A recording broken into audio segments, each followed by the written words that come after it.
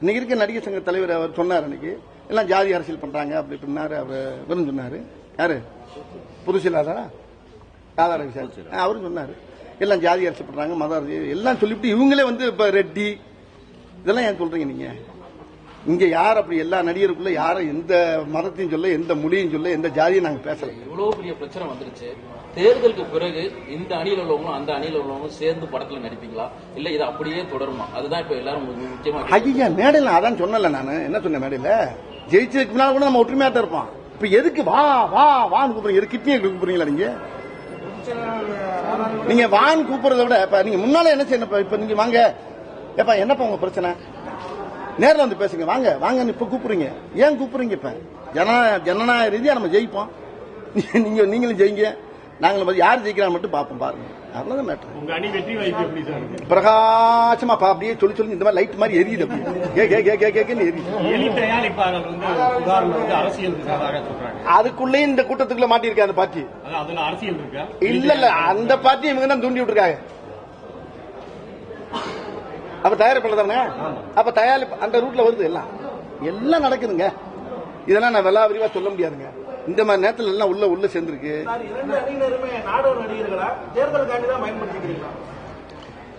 அண்ணே, நாடக நடிகருக்கு இதுவரைக்கும் எந்த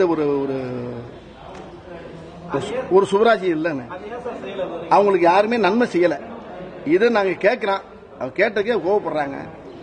இந்த இருக்காங்க நாடக நடிகர், கேளுங்க. ஆமா நீ பேசுமா. நெகட்டிவா இருந்த நாடக நடிகர்களை கேளுங்க, பாசிட்டிவா கொண்டுட்டு வர்றது விசால் அணி தான், பாண்டவர் அணி. நெகட்டிவா கண்ணுக்கு தெரியாம இருந்தோம், பாசிட்டிவா வெளியில அறிமுகப்படுத்த போறது, நடிகர்களுக்கு நல்லது செய்ய போறது பாண்டவர் அணி. ஐயா, இத்தனை வருஷமா நாங்க நடிகர் சங்கம் வர்றோம், ஓட்டு போடுறதுக்கு எங்கள்கிட்ட ஓட்டு கேட்கவே இல்லை. ஆனா இன்னைக்கு தான் எங்களுக்கு இந்த கார்டுக்கு மதிப்பே தெரியுது. இந்த கார்டுக்கு எப்படி மதிப்பு இருக்கு தெரியுங்களா? இன்னைக்கு தான் மதிப்பு தெரியுது. இத்தனை நாளா இந்த ஓட்டுக்கு ஒண்ணுமே தெரியாது. நாங்க நடிகர்களா நாடக நடிகர்களா போவோம். அன்னைக்கு நடிகர் மட்டும்தான் உங்களுக்கு கண்ணுக்கு தெரிவாங்க. ராதாரவி பாப்பாரு, சரத்குமார் பாரு, இதெல்லாம் நடிகர்கள் உட்கார்றது. நீ எல்லாம் போ நாயே பா அப்படிங்குவாரு. நாங்க நகர்ந்து போய் உட்காருவோம். அன்னைக்கு பரதேசின்னு திட்டினவரு இன்னைக்கு நாடக நடிகர். அன்னைக்கு வந்து விசால் வந்து கேள்வி கேட்கிறாரு, குமரி முத்த ஏன் நீக்கினீங்கன்னு கேள்வி கேட்கும் போது, கேள்வி கேட்டோன்னு நான் 5 நடிகர்கள் ஒன்னு சேர்ந்துட்டாங்க. ஒன்னு சேர்ந்தோன்னா இந்த நடிகர்களே எங்களுக்குள்ள உட்காரக்கூடாது, இது வந்து நம்ம சங்கம், நாடக நடிகர்கள் சங்கம், அதனால எல்லா நடிகரும் வந்து நாடக நடிகர்கள் முன்னுரிமை கொடுத்தாங்க. அப்ப சந்தோஷப்பட்டேன். என்ன தெரியுமா சொன்னாரு? இதே நாடக நடிகர்களை கூப்பிட்டு ராதாரவி பொதுச்செயலர் இருக்கும் போதுதான் அங்க வந்து நாடகங்கள் நடித்து சென்னையில இதே பழைய நாடக நடிகர் சங்கத்துல நாடகம் நடத்தி இருக்காங்க. அதை பத்தி எல்லாம் அப்பமுதான் பேசாத நீங்க, தேர்தல் வரும்போது இவங்க பிரச்சனையை முன்னெடுத்து பேசுறீங்க. உங்களுடைய அரசியல் லாபத்திற்காக நீங்க ஜெயிக்க நீங்க கேட்கறதுக்கு முன்னால ஒரு பதில் சொல்லிட்டாங்க. உள்ள நான் சொல்றேன், நீங்க கேட்கறதுக்கு மேல ஆன்சர் சொல்லிட்டாரு. நீங்க கேள்வியை பின்னால கேட்கறீங்க, பதில முன்னால சொல்லிட்டாரு அவரு. உள்ள போனா நாய்ங்கிறாங்க, பேய்ங்கிறாங்க, மிரட்டாங்க, மரியாதை கிடையாது. சிம்பு சொல்றப்ப நரி கூட்டம், விஷால் வந்து நரி, அவரை நம்பி போறோம், நாங்க நரி கூட்டம் ஜெயிச்சு காட்டுவோம்.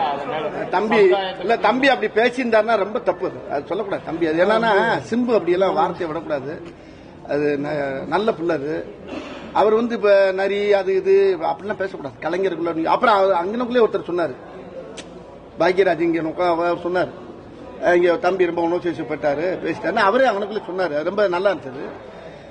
அதாவது இப்ப அவங்க அங்க இருக்க எல்லாருமே இப்ப என்னதான் ஜெயிச்சாலும் தோத்தாலும் நம்ம என்னன்னா யாருக்கு யாரும் எதிரி கிடையாது, எல்லாம் மறுபடியும் ஒற்றுமையா தான் சேர போறோம். நான் என்ன சொல்றேன், இப்ப ஏன் இவங்களை உட்கார வச்சு நீங்க கொஞ்ச நாள் கீழே வந்து பார்த்தாருன்னா ஏன் இப்படி துடிக்கிறீங்க? 27 வருஷமா அப்ப நடந்துச்சு, எலெக்ஷனே நடக்கல, எல்லாம் ஜெயிச்சிருக்கீங்க, ஓட்டு போட்டதே இல்ல, ஏன் இப்படி துடிக்கிறீங்க? இப்ப என்ன வாங்க வாங்க ஒண்ணு சேர்ந்துரும், வாங்க வேண்டாம் வாங்க, ஏன் எதுக்கு வாங்க வாங்க கூப்பிடுங்க? ஆனா நீங்க ஜெயிச்சிருங்க, எங்களை தோக்கறீங்க, நாங்க ஜெயிப்போம் தோத்தாலும் ஏத்துக்கோன்னு சொல்றீங்க. அப்ப இவங்க சமரசத்தை வந்து அதுதானே நான் சொல்ல வரேன். இப்ப எதா இருந்தாலும் யாருக்கு யாரும் எதிரி கிடையாது. இப்ப நீங்க மேட்டு நியாயம் இருக்குங்க, எல்லாருக்கும் புரிஞ்சு போச்சு. நீங்க ஏன் கூப்பிடுறீங்க? இப்ப ஏன் ஜமாந்து கூப்பிடுறீங்க? இப்ப எது கட்ட பஞ்சாயத்து பண்றதுக்கு விரும்புறீங்க? இப்ப எல்லா சங்கம் சேர்ந்து இப்ப தயாரிப்பாளர் சங்கம் எல்லா சங்கமும் என்ன சொன்னாங்க? அவங்களுக்குள்ள பிரச்சனை நடக்கிறப்ப நீங்க வாங்க, ஏன் இப்ப உங்களுக்குள்ள சண்டை போறீங்க? சமாதானமா போங்க. நம்ம யாரும் சொன்னோமா? நடிகர் சங்கத்தில் யாரும் சொன்னோமா? அதெல்லாம் யாரும் சொல்ல வேணாம். ஜனநாயக ரீதியா நம்ம ஜெயிக்கிறதுக்கு இங்க எல்லாம் நடக்குதுங்க. யாரும் ஏமாத்தல. இப்ப நாங்க காணா போன கட்டடத்தை காணோம், நடிகர் சங்கத்தை. 10ஆம் தேதி வந்து இல்ல நடிகர் சங்கம் காணா போச்சு. அதை கண்டுபிடிக்கிறதுக்கு தான் எல்லாம் ஒண்ணு சேர்ந்திருக்கான். கண்டிப்பா நாங்க ஜெயிப்போம். அந்த சங்கம் எங்க இருந்தாலும் விட மாட்டோம்.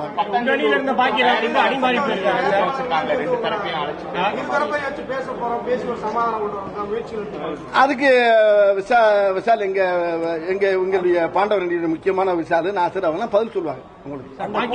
அது அவர் கூப்பிட்டு அவர் போனா தானே அந்த கூட்டத்தனைக்கு இல்ல கூப்பிடுறாங்க போனுமே. இங்க யாரும் போற மாதிரி இல்ல. இல்லங்க அவங்க கூப்பிட்டோம். இருங்க தலைவரே, அவங்க கூப்பிட்டோன்னு இங்க போறா முடிவு எடுக்கல, யாரும் எடுக்கல. நாங்க அதெல்லாம் முடியாட்டோம். நேற்று சொல்லிட்டாரு, காலையிலே சொல்லிட்டாரு. என்ன சொன்னாரு? இந்த மாதிரி நாங்க வந்து வாபஸ் வாங்குறதோ பேச்சுவார்த்தை உடன்பாடு எதுவுமே இல்ல, நாங்க யாரு கூப்பிட்டாலும் போக மாட்டோம் சொல்லிட்டாரு.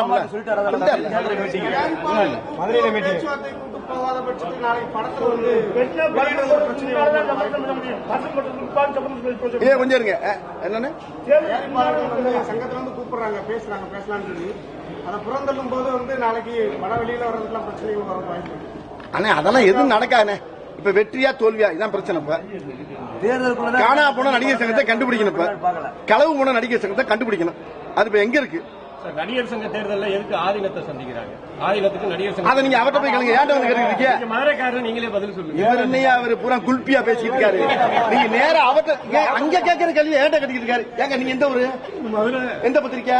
நம்ம பத்திரிக்கை. இப்ப நம்ம என்ன நம்மன்னு ஒண்ணு பத்திரிக்கை இல்ல. நீங்க அதைத்தான் அங்கில கேட்கணும். இப்ப என்ன தலைவா நைட்டு பஸ் பிடிச்சி நேரம் அங்க போங்க. ஏங்க அப்படின்னு கேளுங்க. ஆதீனத்துக்கு நீங்க மதுரைக்காரர் இருந்து ஒரு பதில் சொன்னீங்கன்னா நல்லா இருக்கும். அது வேண்டானே. ஆதீனத்தை அவங்க கேட்டா ஏன் கேட்டீங்கன்னா அவர்கிட்ட போய் கேளுங்க. நீங்க இவ்வளவு பிரச்சனை வந்திருக்கு. இந்நாள் முதல்வரும் உங்க துறையை சார்ந்தவர் தான், முன்னாள் முதல்வரும் உங்க துறையை சார்ந்தவர் தான், எதிர்கட்சி தலைவரும் உங்க துறையை சார்ந்தவர் தான். இவ்வளவு பேர் இருக்கும்போது இவங்க எல்லாம் எந்த பக்கம் ஏதாவது உங்களுக்கு ஆதரவு கேட்டீங்களா? அவங்க கிட்ட ஏதாவது கலந்து ஆலோசிட்டீங்களா? ஏன்னா இந்த பிரச்சனையினால செய்தி பரபரப்பா இருந்தாலும் என்ன லாபம் வந்து? ஒரே ஒரு விஷயம் சொல்லிருந்தேன் சார். ஒரு நிமிஷம். மேடையில் இந்த அணியில இருக்க சிவகுமார் ஒன்னும் பைத்தியக்காரர் கிடையாது. மேடையில் பேசினார்ல, ஒரு மாபெரும் கலைஞர். சச்சம்மா இங்க இருக்காங்க. இன்னும் இது போக மறைமுகமா பெரிய பெரிய மாபெரும் பூரா பழைய நடிகர்கள் எல்லாருமே பேசுறாங்க. கேளுங்க, நாங்க நொந்து போய் இல்ல கேளுங்க. நாங்க மொத்தம் யாரும் பிரிக்கலங்க. இது எதுக்கு பிரிக்க போறோம்? இப்ப வந்து சம்பவம் நடந்தது கண்டுபிடிச்சிட்டான். நீங்க உடனே ஏன்னு கேள்விக்கா பிரிக்கிறாங்க. 100 பாடலாம் சினிமால டைலாக்கா பேச தெரியாது, எல்லாம் பேசுவாங்க. நீங்க பெரிய பெரிய நடிகர் கலைஞர்லாம் இங்க இருக்காங்க. இதே தமிழக முதலமைச்சர் அம்மா ஜெயலலிதா அம்மாவுக்கும் தெரியும். அவங்களும் பெரிய கலைஞர்கள்.